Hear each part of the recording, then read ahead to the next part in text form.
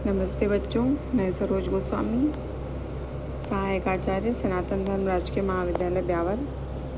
आज का हमारा टॉपिक है, हमने अपने पिछले टॉपिक में पढ़ा था एशिया के उच्चावच। आज का हमारा टॉपिक है एशिया का अपवाह तंत्र, ड्रेनेज सिस्टम, कि एशिया में कौन कौन सी नदियाँ प्रवाहित होती हैं और वो कौन कौन से सागरों में जाकर के गिरती हैं। तो इस प्रकार से एशिया महाद्वीप की मुख्य नदियाँ आर्कटिक सागर में, जो आपको यहाँ पे दिखाई दे रहा है, आर्कटिक महासागर में, प्रशांत महासागर में और हिंद महासागर में अपना जल गिराती हैं। एशिया महाद्वीप की कुछ नदियाँ समुद्र तक अपना पानी नहीं पहुँचा सकती, ऐसे ही नदियों को आंतरिक भाग में विलीन किया जाता है।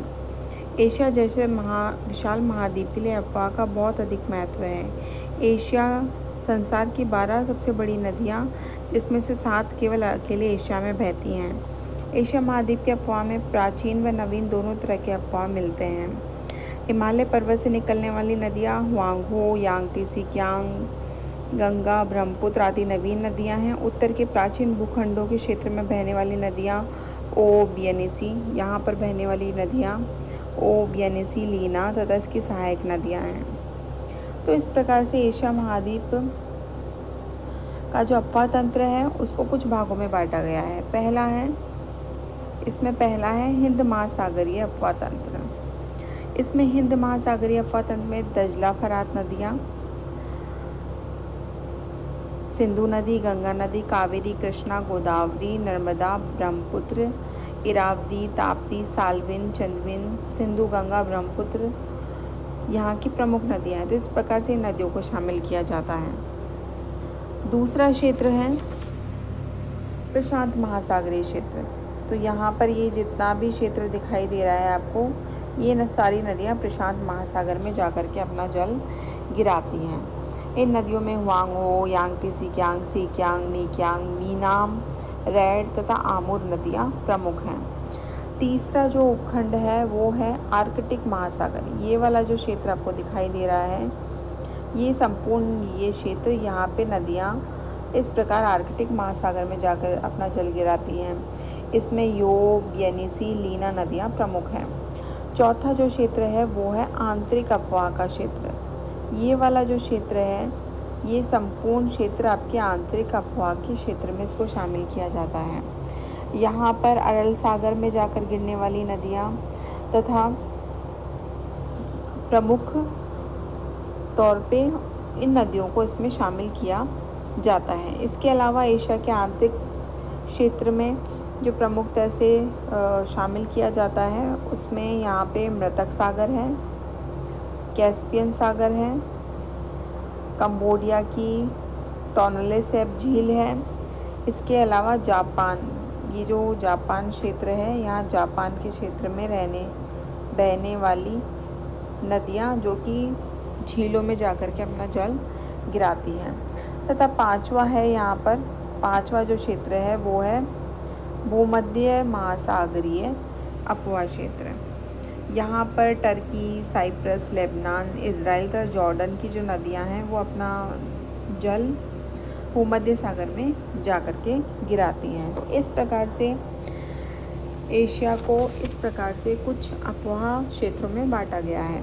तो इसमें सबसे पहला है वो है हिंद महासागरीय अपवाह क्षेत्र। हिंद महासागरीय अपवाह क्षेत्र में सर्वप्रथम यहाँ पर दजला और फरात नदियाँ जो कि यहाँ पर बहती हैं, उसको यूफ्रेटिस और टिग्रिस के नाम से भी जाना जाता है। तो इस प्रकार से आपके सर्वप्रथम जो नदियाँ हैं वो हैं टिग्रिस और यूफ्रेटिस, जिसको कि दजला और फरात के नाम से जाना जाता है। प्राचीन मेसोपोटामिया की जो सभ्यता थी वो इसी नदी के किनारे विकसित हुई। फरात नदी पूर्वी टर्की, जो फरात नदी है वो पूर्वी टर्की के अर्मीनिया उच्च भूमि से निकलती है। प्रमुखतः से आपके यहाँ पर आपके अर्मीनिया उच्च बेसिन से ये फरात नदी आपके प्रवाहित निकलती है और ये निकलने के पश्चात आपके इस प्रकार से इसे फिर उसके बाद में आपके है दजला नदी जो कि मध्य टर्की से निकल करके आपके फरात नदी के साथ साथ बहती है।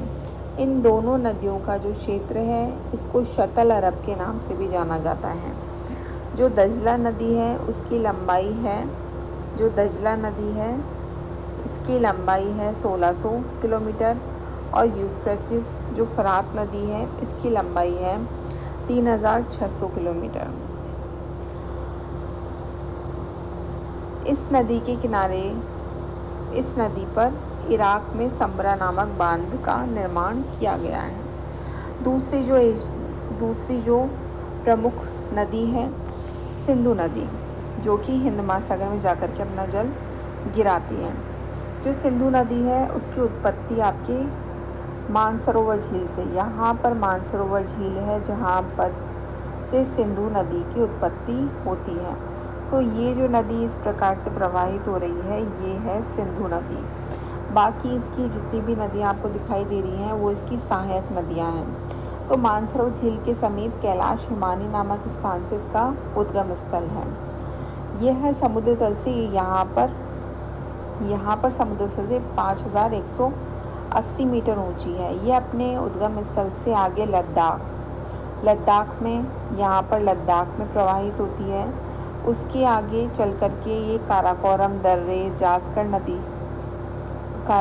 दर्रे तथा यहाँ पर इसमें से जास्कर नदी भी, ये जो नदी आपको दिखाई दे रही है ये है जास्कर नदी। ये जास्कर नदी इंडस नदी में समाहित हो जाती है। उसके आगे जो है श्योक रिवर है वो भी इसमें समाहित होती है। गिलगित नदी है वो भी इसमें समाहित होती है। इसके अलावा बाकी जो इसकी सहायक नदियां हैं वो आपके पाकिस्तान में हैं। भारत में से जो नदियां निकलती हैं वो हैं यहाँ पर झेलम नदी है, ये चेनाब नदी है, ये रावी नदी है, ये सतलज नदी है। तो इस प्रकार से ये नदियाँ पाकिस्तान में जाकर के सिंधु नदी में मिल जाती हैं। सिंधु नदी की कुल लंबाई 2897 किलोमीटर है। तो इस प्रकार से ये भी अपना जल जाकर के आपके अरब सागर में जाकर के ये गिरती है, जो कि हिंद महासागर का ही एक हिस्सा है। इसके बाद में जो नदी है वो है गंगा नदी। गंगा नदी जो कि आपके भारत का एक प्रमुख नदी तंत्र है। गंगा नदी की उत्पत्ति अगर देखा जाए तो ये जो गंगा नदी है ये यहाँ पर आपके गंगोत्री हिमनद प्रमुखतः से निकलती है। ये अलकनंदा तथा भागीरथ के नाम से निकलती हैं। दोनों सम्मिलित रूप से फिर गंगा नदी के नाम से प्रवाहित होती हैं। तो इस प्रकार से ये गंगा नदी प्रवाहित होती है। गंगा की प्रमुख जो सहायक नदी है वो यमुना नदी है, जो कि इलाहाबाद में आकर के आपके गंगा नदी में सम्मिलित हो जाती है। उसके पश्चात ये आगे प्रवाहित होती हुई ये इस प्रकार से पूरी गंगा नदी आगे प्रवाहित होती हुई बांग्लादेश में जाकर के ये बंगाल की खाड़ी में जाकर के गिर जाती है। तो इस प्रकार से ये जो गंगा नदी है, इस गंगा नदी की जो प्रमुख सहायक नदियां हैं उसमें अगर आप देखो तो यहाँ पर ये रामगंगा है, फिर गोमती है, फिर शारदा है। इधर चंबल नदी जो कि यमुना की सहायक है वो बाद में आगे जाके गंगा में मिल जाती है। इसके अलावा सोन नदी, ये भी गंगा की सहायक नदियाँ हैं। यमुना नदी भी गंगा की सहायक नदी है। इसके अलावा आपके इधर देखो तो ये आपके घाघरा नदी, इसके अलावा गंडक नदी, फिर उसके बाद में आपके कोसी नदी, ये सोन नदी। तो इस प्रकार से ये नदियाँ गंगा की सहायक नदियाँ हैं, जो कि गंगा अपना जल बंगाल की खाड़ी में जाकर के सम्मिलित करती हैं। इसके बाद में अगर आप देखो तो जो नदी आती है वो है साल्विन नदी। ये म्यांमार की प्रमुख नदी है। ये माली तथा माई, ये जो नदी है वो प्रमुखता से माली तथा माई 2 नदियों से मिलकर के बनी है। ये आपके इस प्रकार से ये जो पूरी नदी प्रवाहित हो रही है ये साल्विन नदी है, जो कि म्यांमार की प्रमुख नदी है। ये आपके यहाँ पर आपके ये अपना डेल्टा बनाती है। इसका जो डेल्टाई भाग है वो बहुत ही विस्तृत है। ये नदी अंडमान सागर में जाकर के गिरती है। साल्विन नदी ये तिब्बत में इसका उद्गम स्थल है। ये नदी चीन के यूनान प्रांत में प्रवाहित होकर म्यांमार में प्रवेश करती है, म्यांमार तथा थाईलैंड की सीमा बनाती हुई। ये आपके म्यांमार, ये है आपके थाईलैंड और इधर है आपके म्यांमार। तो ये आपके थाईलैंड और म्यांमार की सीमा बनाती हुई मालिन बंदरगाह के निकट मर्तबान की खाड़ी, यहाँ पर आपकी मर्तबान की खाड़ी है, उसमें जाकर के ये सम्मिलित हो जाती हैं। तो इस प्रकार से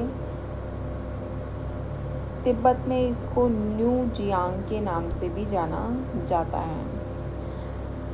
तो इस प्रकार से ये आपके साल्विन नदी है। इसके पश्चात जो नदी है वो है इरावदी। इरावदी नदी म्यांमार की प्रमुख नदी है।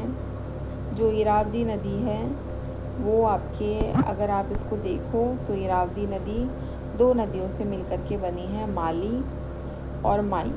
ये दोनों नदियाँ मिलकर के इरावदी नदी का निर्माण करती हैं। तो इस प्रकार से ये इरावदी नदी है। इसके पश्चात यहाँ पर हेजेंडा, यहाँ पर आपके हेजेंडा के बाद में ये कई आपके धाराओं में विभक्त होकर के विस्तृत डेल्टा का निर्माण करती हैं। और अंडमान, ये अंडमान सी है, तो ये अंडमान सागर में जाकर के सम्मिलित हो जाती हैं। इसकी जो सहायक नदी है वो है चिंदविन। इसकी प्रमुख सहायक नदी है ये चिंदविन है। दक्षिण में स्थित बंदरगाहों में आंतरिक भागों में स्थित प्रमुख नगरीय केंद्रों में ये नदी नौ परिवहन की सुविधा उपलब्ध कराती है। तो इस प्रकार से ये इरावदी नदी है जो कि म्यांमार की प्रमुख नदी है। इसके पश्चात है आपके चाओ फ्राया नदी। चाओ फ्राया नदी प्रमुखतः से थाईलैंड, आपके देखो तो चाओ फ्राया नदी जो है वो थाईलैंड की प्रमुख नदी है। ये थाईलैंड में बहती हुई गल्फ ऑफ थाईलैंड, ज़्यादातर बंगाल की खाड़ी इसको बोलते हैं। तो बंगाल की खाड़ी के समीप आपके ये थाईलैंड की ये जो नदी है चाओ फ्राया नदी, ये जाकर के इसमें सम्मिलित हो जाती हैं। इसी प्रकार जो आगे नदी है वो है रेड। ये जो रेड नदी है ये आपके वियतनाम, अगर आप यहाँ देखो तो ये जो रेड नदी है ये प्रमुखतः से यहाँ पर आपके वियतनाम के पास में, ये वियतनाम के पास में प्रवाहित होने वाली नदी है। ये वियतनाम है और इधर आपके चाइना है। तो इस प्रकार से ये नदी वियतनाम के उत्तर में बहती है। ये नदी उत्तर में बहती हुई ये गल्फ ऑफ टोंकिन, ये आपके गल्फ ऑफ टोंकिन में जाकर के सम्मिलित हो जाती है। तो इस प्रकार से ये रेड नदी है। ये जितनी भी नदियाँ मैंने आपको बताई ये हिंद महासागरीय अपवाह में शामिल करने वाली नदियाँ हैं। इसके पश्चात में जो नदियाँ हैं वो हैं आपके प्रशांत महासागरीय अपवाह की। प्रशांत महासागरीय अपवाह की जो नदियाँ हैं ये नदियाँ मध्य एशिया की उच्च भूमि क्षेत्र से, ये सारी नदियाँ आपके यहाँ पर ये जो मध्य एशिया का उच्च भूमि क्षेत्र है यहाँ से प्रवाहित होती है या यहाँ से निकलती हैं। यहाँ से निकल कर के ये सारी नदियाँ इस तरह से प्रशांत महासागर में जाकर के सम्मिलित हो जाती हैं। इनमें जो प्रमुख नदी है वो है येलो रिवर, जिसे कि हुआंगहो के नाम से भी जाना जाता है, फिर यांगती सीक्यांग, फिर सीक्यांग, मीकांग, मीनाम, रेड नदी और आमो नदी, ये यहाँ पर आपके अगर आप देखो तो ये वाली जो नदी है वो है आमूर नदी, ये है आमूर नदी। तो इस प्रकार से ये नदियाँ जाकर के प्रशांत महासागर में सम्मिलित हो जाती हैं। इन नदियों ने उपजाऊ मैदानों का निर्माण किया है और इन उपजाऊ मैदानों पे जनसंख्या निवास करती है। इसमें सर्वप्रथम जो नदी है वो है आपकी हुआंगहो नदी। ये जो हुआंगहो नदी है, ये हुआंगहो नदी अगर आप इसको देखो तो इसका जो ओरिजिन है वो मध्य एशिया के ठीक मिडिल वाले क्षेत्र से इसका ओरिजिन है। इसके बाद में ये नदी आगे प्रवाहित हो रही है। तो इस प्रकार से ये नदी आपके येलो रिवर इसको हम कहते हैं, ये नदी प्रवाहित हो रही है। इसे चीन का शोक भी कहा जाता है क्योंकि इसमें मिट्टी की मात्रा बहुत ज़्यादा होती है। तो ये नदी बार बार अपना जो रास्ता है वो बदल लेती है, इस कारण इसे चीन के शोक के नाम से भी जाना जाता है। इस नदी की संपूर्ण लंबाई 5464 किलोमीटर है। ये नित्यवाही नदी है, ये एक नित्यवाही नदी है। ठीक इसी प्रकार से जो नदी है वो है यांगत्से-कियांग, जो कि ये यांगत्से-कियांग नदी है, ये भी आपके प्रशांत महासागर में जाकर के सम्मिलित हो जाती हैं। इसके बाद में एक प्रमुख नदी है वो है सीकियांग।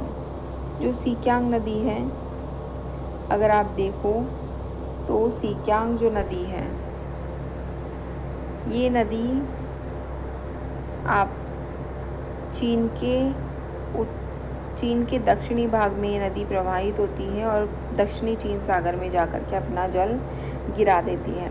ये नदी रेड नदी, अगर आप इसको देखो तो यहाँ पर ये रेड नदी है, तो रेड नदी के ठीक उत्तरी दिशा में ये प्रवाहित होती है।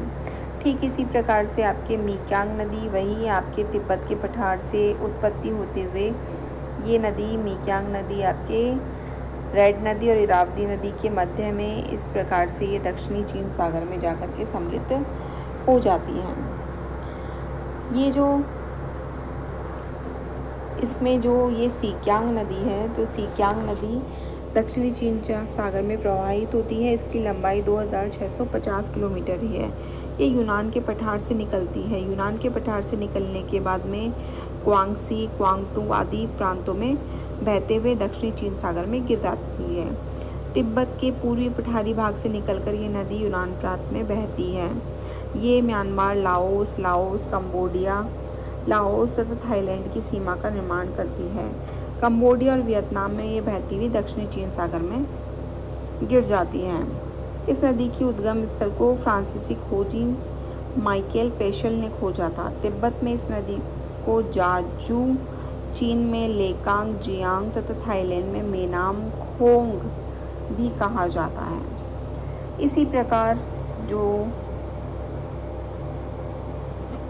दूसरी नदी है जो प्रशांत महासागर का हिस्सा है वो है आमूर नदी। आमूर नदी चीन के उत्तरी पूर्वी भाग में प्रवाहित होने वाली नदी है।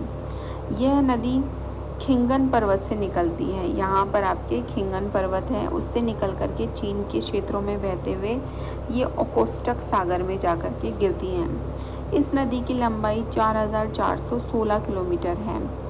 चिकोगू नदी क्योंशू नदी की मुख्य नदी है। चिकोगू नदी क्योंशू द्वीप की मुख्य नदी है और होन्शू द्वीप पर। इसके बाद में जो नदियाँ आती हैं वो हैं आपके जापान में सम्मिलित होने वाली नदी, और जापान में जो क्योंशू द्वीप है उसकी प्रमुख नदी चिकोगू है। होन्शू द्वीप पे किटाकामी, रोस, कीसो, टेनरियो इत्यादि नदियाँ, ये सारी नदियाँ अपना जल प्रशांत महासागर में जाकर के सम्मिलित करती हैं। इसके बाद में जो आता है वो है आर्कटिक महासागरीय अपवाह क्षेत्र।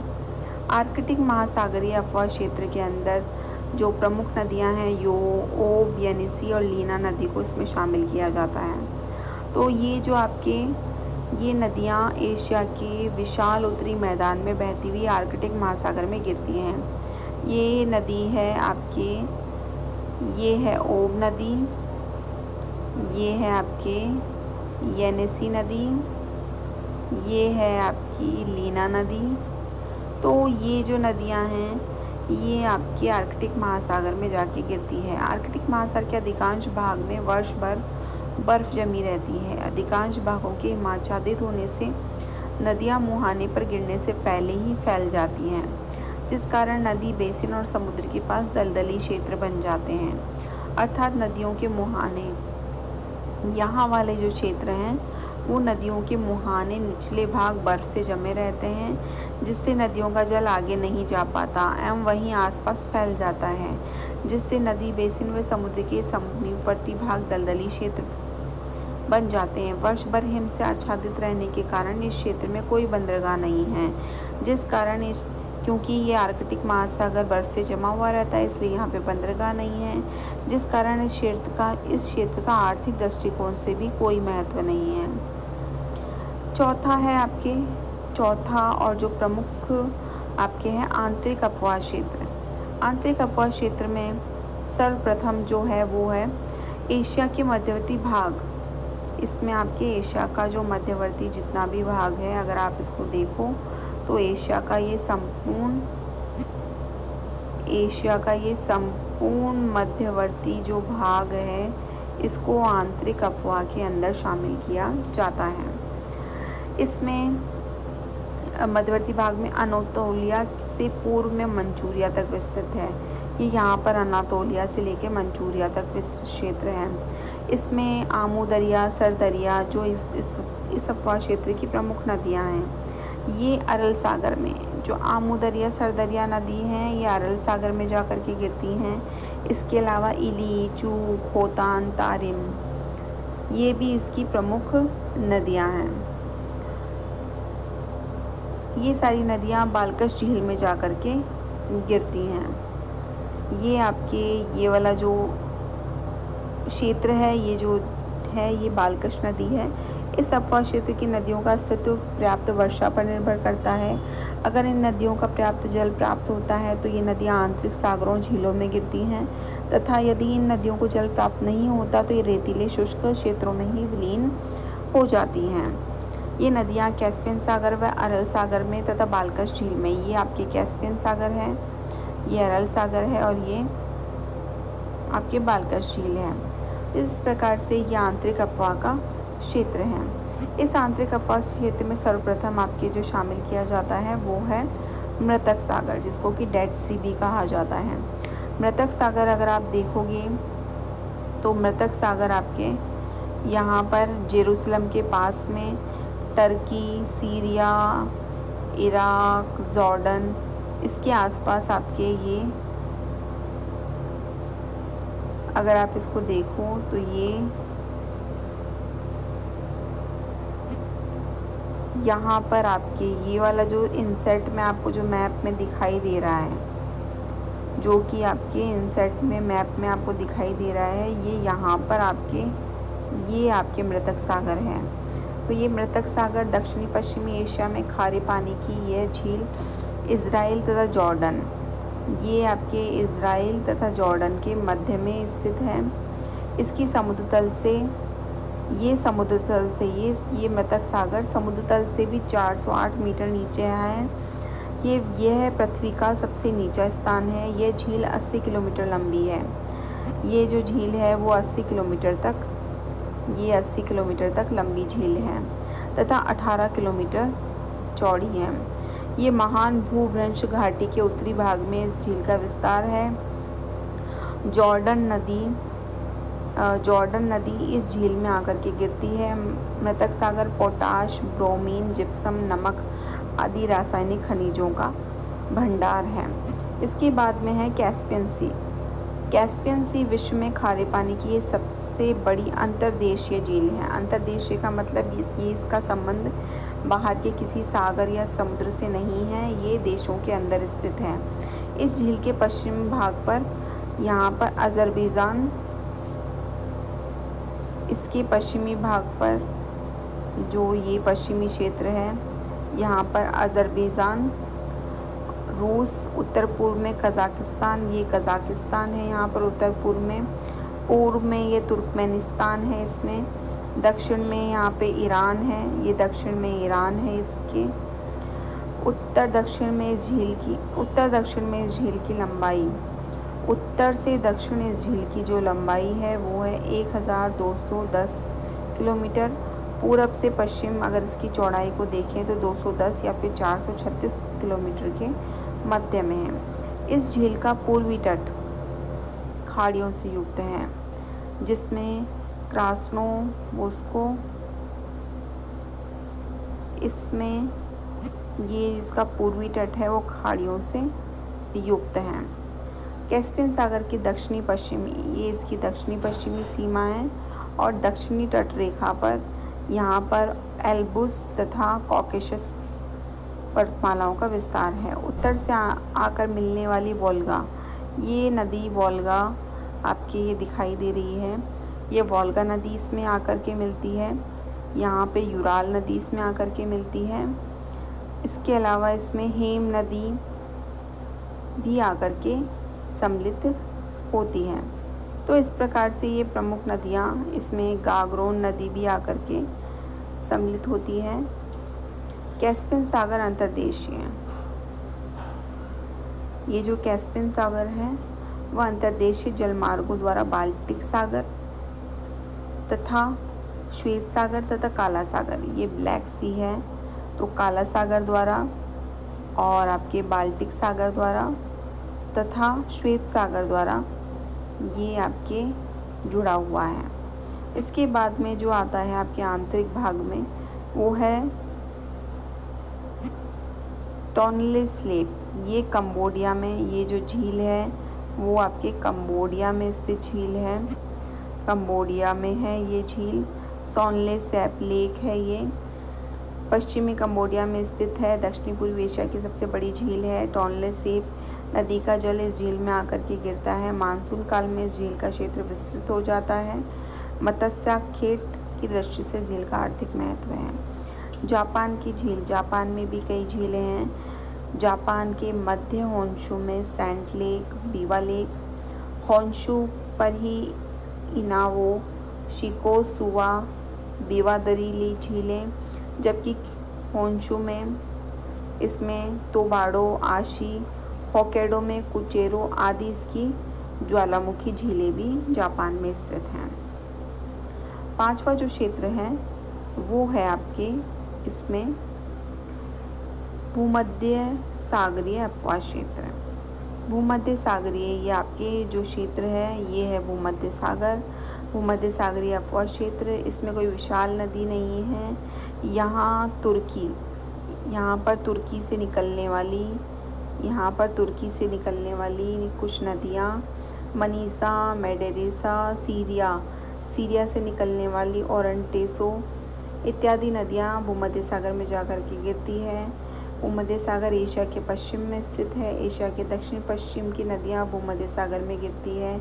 इस अपवास क्षेत्र का विस्तार टर्की, यहाँ पर टर्की, साइप्रस, लेबनान और जॉर्डन, यहाँ पर आपके यहाँ आदि देशों में है और यहाँ की प्रमुख नदियाँ इसी भूमध्य सागर में जाकर के मिलती हैं। तो इस प्रकार से ये आपके प्रमुख